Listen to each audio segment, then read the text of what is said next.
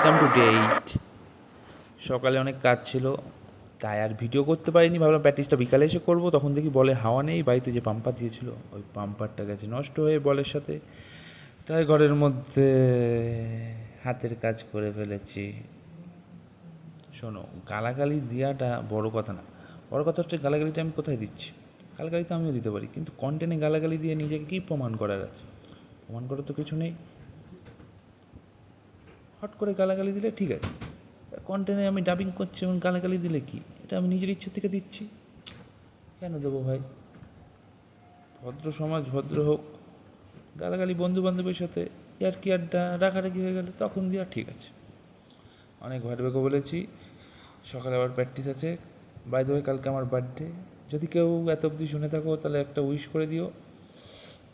হ্যাঁ, করে দিও, কারণ সামনের বছর আস্তে আস্তে বার্থডেতে আমার উইশে ভরে যাবে।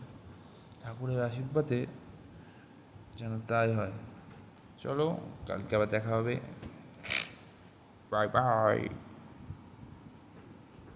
আরে যাও যাও।